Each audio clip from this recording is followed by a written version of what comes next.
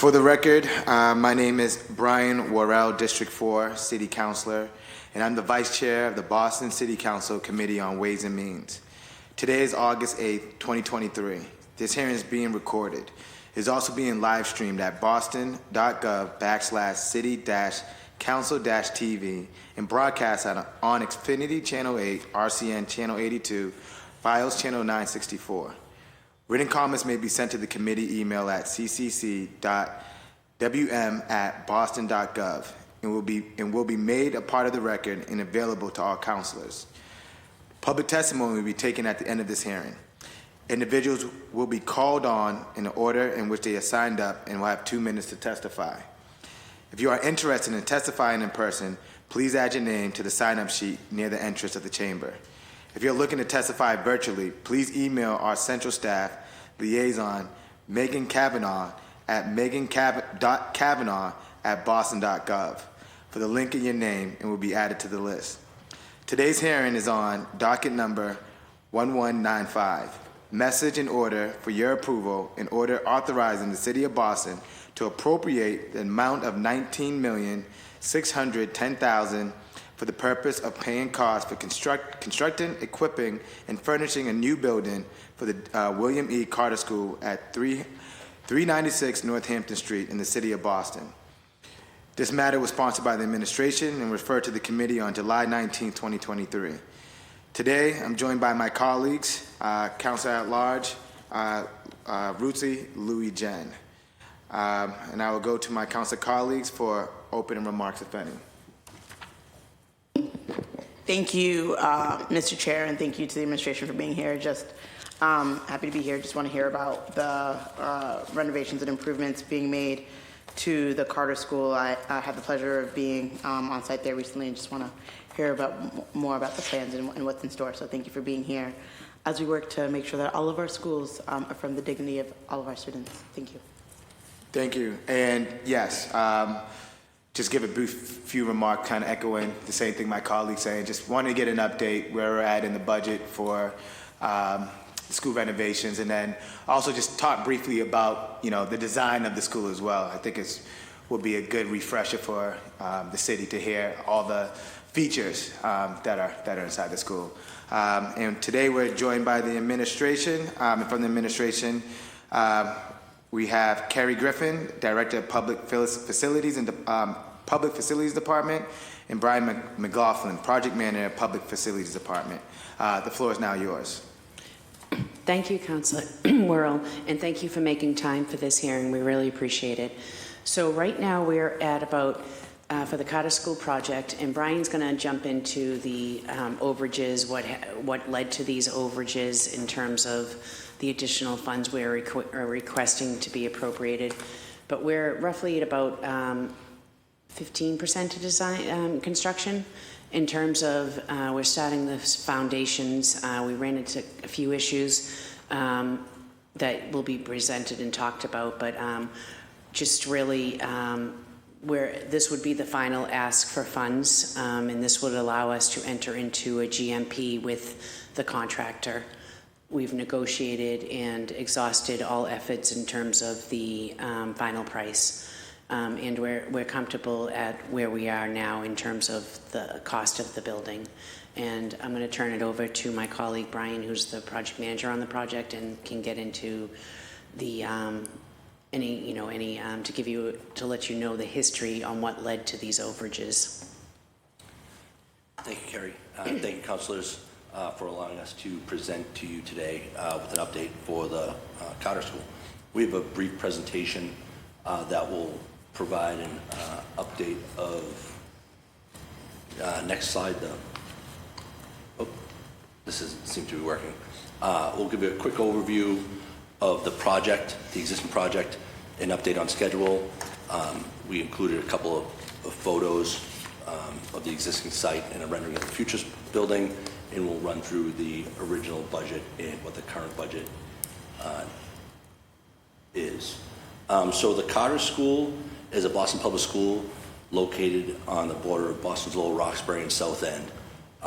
It currently has students starting at age 12 through 22. and the new building will expand their population to start at the age of 3. So the new building will have an early childhood program, which will allow students to start at the Carter School, obviously earlier and younger. All the students at the school have severe intensive disabilities and complex health needs. This results in a school that is unique in that the staff and teachers work very closely with the students. There's 5 students per classroom, which would have 1 teacher and 2 teaching assistants. Very small classes to assist all their students with their educational needs. The new 80,000 square foot building will replace a building that wasn't designed for school, never mind a school that educates students with these needs. It will, again, increase in size. So right now, the student population is 25. It will double that to 60 students will be able to be educated at the new school. There'll be 12 classrooms, 10 educational and therapy spaces. Each of the classrooms will have state-of-the-art adaptive learning tools.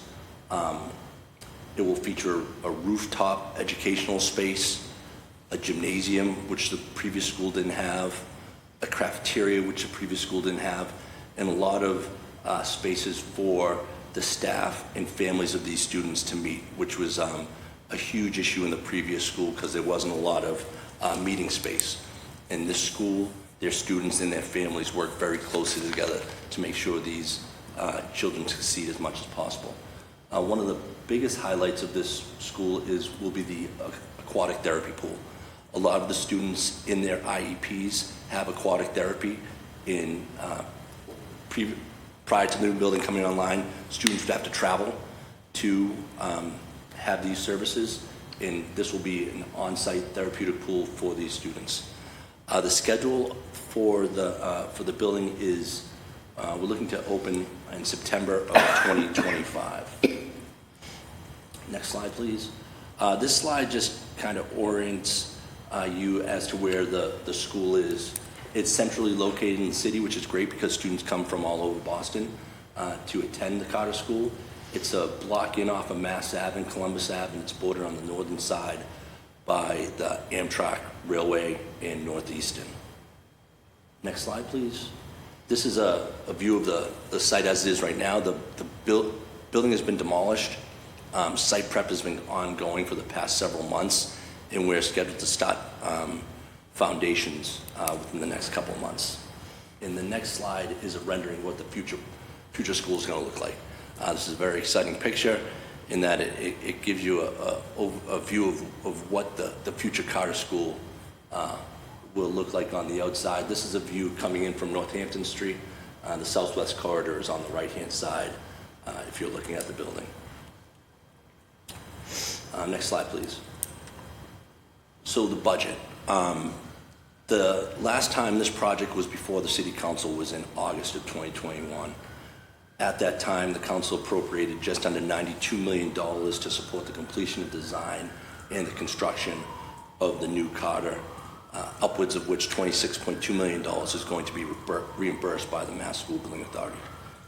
The original budget included soft cost of just around $17.2 million, contingency of $5.9 million, and a construction budget of just under $69 million. The soft costs are architectural fees, engineering fees, fixtures, furnishings, and equipment, and technology. Now that the project is 80% bought out, we've realized that there is an increase to the cost of the project, upwards of $19.5 million. Soft costs have gone up slightly by just under $100,000. The contingency has grown $1.1 million, and the construction has increased by $18.2 million, which obviously has created a delta of just under 19.5. It's important to note that over the course of the design development between the 60% and 90% construction documents, the project team worked closely to try to value engineer as much as possible out of this project to bring down the overall cost.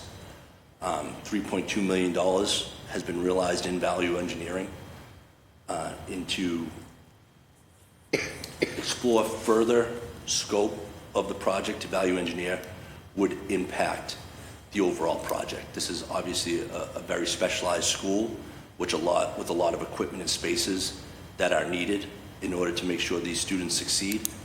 Into value engineer, further scope would impact the ability for BPS and the college to deliver their curriculum, and may also impact our reimbursement with the MSBA. Next slide, please. So there are several factors that have driven the increase to the budget, and one of which is we've encountered several unforeseen conditions once the building was demolished. That included old building foundations, which included asbestos in the mastic. We've found 3 storage tanks and 1 boiler that was wrapped in asbestos insulation. Every time we've encountered these unforeseen obstructions, we had to work with our environmental consultant to notify DEP, update the soil management plan, and appropriately dispose and remediate these issues so that when we do start the foundation, it's a clean site. This has increased the cost in the budget. We've realized an increase of the budget because of these unforeseen conditions. Next slide, please. In addition to the unforeseen conditions, and despite the value engineering efforts of the team, the bids of the trade subcontractors, trade contractors and non-trade contractors far exceeded the original cost estimates. In working with our cost estimators that we've been working closely with throughout the project, in a meeting with the bidders that bid on the project, it was clear that the increased costs were being driven by a combination of factors, including inflation, supply chain issues, and a tight bidding market during the initial quarter of 2023 that saw numerous public projects competing for the similar pool of contractors. With the unforeseen conditions and the issues relayed with inflation and supply chain issues in the small pool of contractors, that is what's really driving the additional budget and increased costs for this project. So that's the end of the presentation. Thank you for your time, and we'll gladly answer any questions you may have. Thank you, Brian and Kerry. I'll turn it over to my council colleague for any questions. Thank you to both Kerry and Brian for being here. I'm excited for the students and the whole community at the Carter School to really get this new building and for them to, again, have a building that affirms their dignity and is able to sort of meet the very intensive needs of the population over at the Carter. And I know that they're temporarily housed right now in Dorchester, and I'm looking forward to the eyes on the students when they get to see this new building.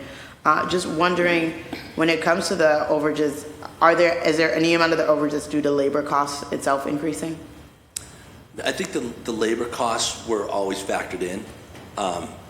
In talking with the bidders, there is a difficulty in just the overall construction of the building, adjacent to the railway, and some of the measures we have to take to make sure that we don't impact that rail line, which is about 15 feet from our property. But nothing directly resulted not a direct result of the labor cost. And on the number of projects that come before us that get original, a vote on the council and support, how often is it one every 2 projects, one every 3 projects? Do you feel like you come before the city council for a request for increased appropriations? It's probably, I would say, all of them. And why is that? Why isn't there a better sense of a better predictive model about the cost overages? We add contingency on top of contingency and try to forecast this so that we don't have to come, and that I guess it's a double-edged sword, because we don't want to tie up capital dollars if it's not necessary, and especially on an MSBA project, each draft order is individual to the school. So any order written for that has to stay with that. So we try to be conservative and also add in multiple areas of contingency. And then at that point, it depends on the market when you're actually bidding and the fluidity of that in terms of what are market conditions, what are labor conditions, and then, you know, we're not seeing, what we're seeing now in terms of the last, I would say 2 years is not normal. And, you know, just when we think it's starting to settle out and we start seeing our bids come in on budget, we see a spike. So the last, I will say since I've been the director, the last JQUS we came back before you to look for an increase and for this project. I don't know about the previous MSBA projects, but I know that while I've been director, we've come to before you for both. Thank you. And then one last question. When this extra appropriation, like where exactly is it the appropriation being requested from? Well, we're going from the Office of Budget Management. So they would, that's why we have to come before you, because it's not like we could use the reserves money for BPS. So this is not at all implicating the BPS budget itself. It's a direct operating dollars for the city. Can I get back to you on that? I just don't want to speak for OBM, but where in terms this money is coming for the shortfall, Yeah. I'm not sure. Okay, yeah, well, through the chair, would love to have that information, Okay. just so that we have a better sense. Because, Okay. yeah. Also, as a first-time counselor too, it's a learning opportunity Sure. for me. So like, this happens with some regularity. Where are we appropriating? If it's not coming from the reserves, what dollars are we using here? Okay. We work closely with the Office of Budget Management on this, so we can get that answer for you very quickly. Thank you. And with that, I just want to again, I don't have any further questions. So thank you, Director Griffin, and thank you, Manager McLaughlin, for being here and for your work of our students. Thank you, Mr. Chair. Thank you. Just have a couple questions. Most of the questions were answered through your presentation, and like my counselor colleague, I'm very excited to see the design and the intentionality to the spaces that are created for our students inside this building. How much of the project cost will be covered by MSBA, and do we have any concrete numbers for this? Yes. Yeah, so the MSBA is committed to funding upwards of $26.2 million of reimbursement for this project. That was voted on by their board, I believe, in June or July of 2021. Awesome. And then my other question is, do we have any numbers that speaks to the WMBEs that have currently been contracted through this construction? Yes. We have last month's, let me look.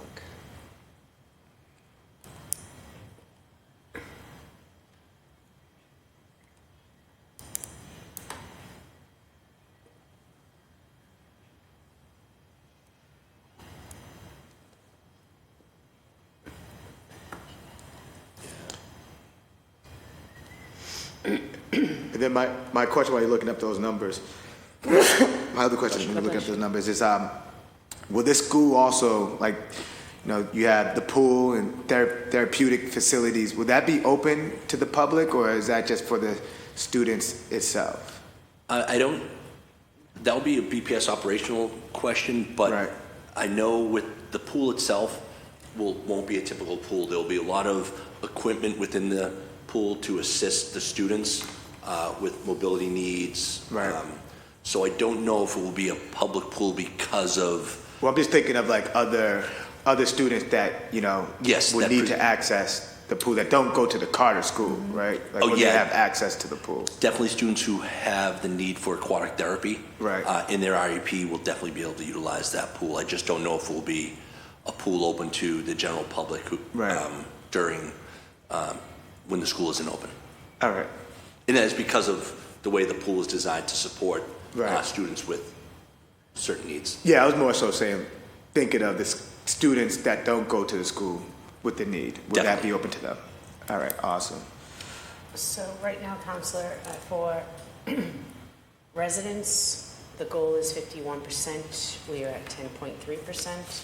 For people of color, the goal is 40%. We are at 43.7%. And for females, the goal is 12%, and we are at 8.8%. Can you just submit those numbers to me too? Sure. Thank you.